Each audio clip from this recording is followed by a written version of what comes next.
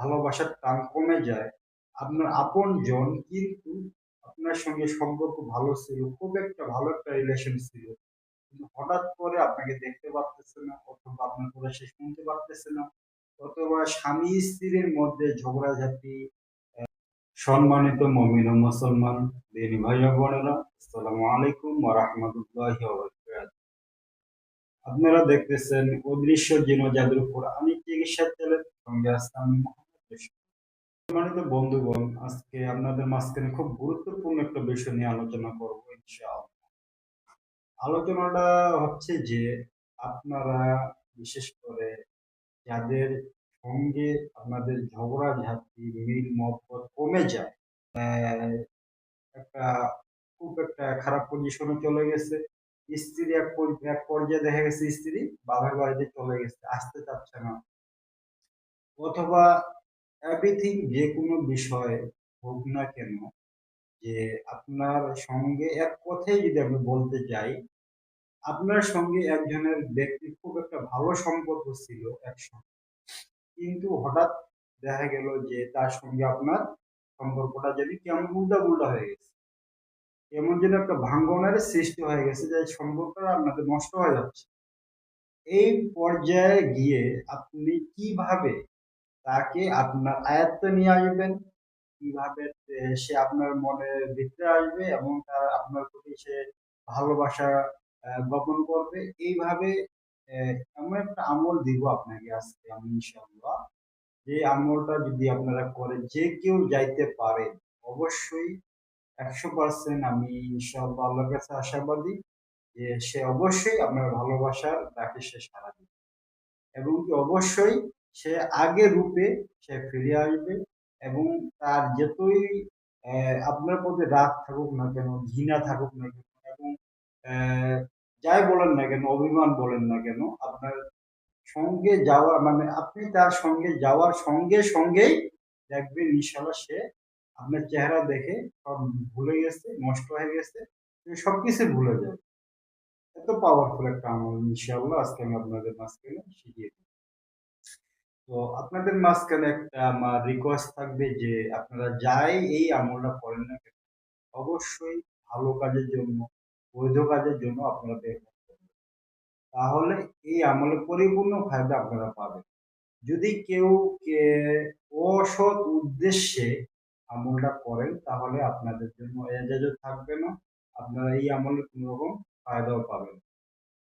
তো আমরা যেহেতু ইসলামিক যে আমলগুলা, আমরা কোরআন সুন্নাহ ভিত্তিক যে আমলগুলো আমরা দিই, শুধু বৈধ আমলের জন্যই আমরা দিই, অবৈধ কোনো কাজের জন্য। হয়তো বা আপনারা যারা আমার ভিডিওরা যারা দেখতেছেন, হয়তো বা অনেকেই থাকতে পারেন যে কেউ কোনো একটা মেয়েকে পছন্দ করেন, অথবা এক সময় তার সঙ্গে সম্পর্ক ছিল আপনার, হঠাৎ করে সম্পর্কটা নষ্ট হয়ে গেছে। যার কারণে হয়তো বা আপনি আমাদের টাইটেল দেখে অথবা থাম্বনেল দেখে ভিডিওটা আপনারা দেখতেছেন। আপনাদেরকে একটা কথা বলবো ভাই, ভালোবাসাটা অবশ্যই বৈধ, অবশ্যই জায়েজ, কিন্তু কোনো অন্য কোনো মেয়েকে, অন্য কোনো নারীকে বিয়ের আগে কোনোভাবেই ভালোবাসা সেটা বৈধ হইতে পারে না। এটাই আপনারা যখন যার সঙ্গেই দেখা করতে যান না কেন, যার সঙ্গেই দেখা করতে যান না কেন, অবশ্যই যাওয়ার আগে ছোট্ট একটা আমল আপনাদেরকে যে শিখিয়ে দিচ্ছি, এই আমলটা আপনারা করে যাবেন। এই আমলটা করার আগে অবশ্যই আপনাকে একটা জিনিস লাগবে, জিনিসটা হচ্ছে আতর। জিনিসটা অবশ্যই নেবেন আতর। আতরটা নিবেন একবারে ফ্রেশ যে আতরটা, যেই আতরের মধ্যে কোনো রকম কেমিক্যাল না দেওয়া হয়। জিনিসটা ভালো করে শুনবেন, আতরের মধ্যে যদি কেমিক্যাল না দেওয়া হয় ওই আতরটা আপনারা নেবেন। কারণ বর্তমানে এখন আতরগুলোর মধ্যে প্রচুর পরিমাণ কেমিক্যাল ইউজ, যার কারণে আপনি 2 টাকা বেশি দিয়ে নেবেন কিন্তু ভালো আতরটা নেওয়ার চেষ্টা করবেন। তো আতরটা নিয়ে আসবেন, নিয়ে বাসায় আসে পাক পবিত্র অবস্থায় ফ্রেশ গোসল টোসল করে জায়নামাজের উপরে বসে 2 রাকাত নফল নামাজ আদায় করবেন। আদায় করার পর একটা আমল করবেন, আমলটা হচ্ছে ইয়া ওয়াদুদু, ইয়া ওয়াদুদু 1000 বার তেলাওয়াত করতে হবে আপনাকে, অথবা 1000 বার পাঠ করতে হবে। তো অবশ্যই আমলটা শুরু করার আগে ইস্তেগফার, দরুদ শরীফ কয়েকবার পাঠ করে নিবেন। পাঠ করে আমলটা শুরু করে 1000 একটা তসবিহ নিবেন, অথবা আপনি হাতেও গুনতে পারেন। হাতে গুনলে ভুল হইতে পারে। তসবিহ নিয়ে নিবেন।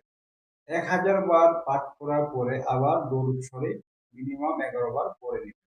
পরে আতরের মধ্যে একটা দম দিয়ে দিবেন। আতরের মধ্যে একটা দম দিয়ে দিবেন। ঠিক আছে? তো যখন আপনারা আমলটা করবেন তো করার সময় মনে মনে এই নিয়ত রাখবেন যে, হে আল্লাহ, এই আমলের বরকতে, এই আমলের ফজিলতে আপনি আমাকে তার সঙ্গে মিল মহব্বত, অথবা আমার প্রতি তার যে একটা মনের যে ক্ষোভ, একটা যে মানে রাগ, একটা যে ঘৃণা যাই থাকুক না কেন, আপনি এগুলো নষ্ট করে দিন। আল্লাহর কাছে মনে মনে এই নিয়তটা রেখে আপনারা আমলটা করবেন। পরে সেই আতরটার মধ্যে কি করবেন, যখন আপনার আমলটা শেষ হয়ে যাবে, আতরটার মধ্যে একটা দম দিয়ে দিবেন। দম দিয়ে উঠে গেলেন। উঠে যখন আপনি তার সঙ্গে দেখা করতে যাবেন, যাওয়ার ঠিক আগ মুহূর্তে আপনি যখন বাসা থেকে বের হয়ে যাবেন, সুন্দর করে আপনি আতরটা পুরো শরীরে মেখে নিবেন।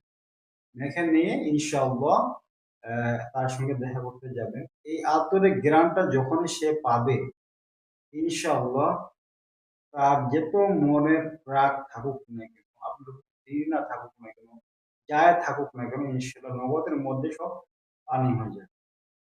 এবং কি আপনাকে আগের মতোই সে ভালোবাসা শুরু করবে। এবং কি ইনশাআল্লাহ আমি আল্লাহর কাছে আশাবাদী, সে যদি আপনাদের স্ত্রী হয় অবশ্যই আপনার সংসারে সে ফিরে আসবে। তো এই আমলটা অনেক পাওয়ারফুল একটা আমল। ইনশাআল্লাহ আপনারা সবাই করবেন, কিন্তু ভালো কাজে ব্যবহার করবেন। এটা আমার অনেকবার পরীক্ষিত। আমি অনেকজনকে দিয়ে ইনশাআল্লাহ উপকার পাইছি। আপনাদের ক্ষেত্রেও ইনশাআল্লাহ আজকে আমি দিয়ে দিলাম। আজকে এই পর্যন্তই থাকবে। পরবর্তী ভিডিওর জন্য অবশ্যই চ্যানেলটি সাবস্ক্রাইব করে পাশে থাকবেন। আজকে এই পর্যন্তই। আসসালামু আলাইকুম ওয়া রাহমাতুল্লাহি ওয়া বারাকাতুহু।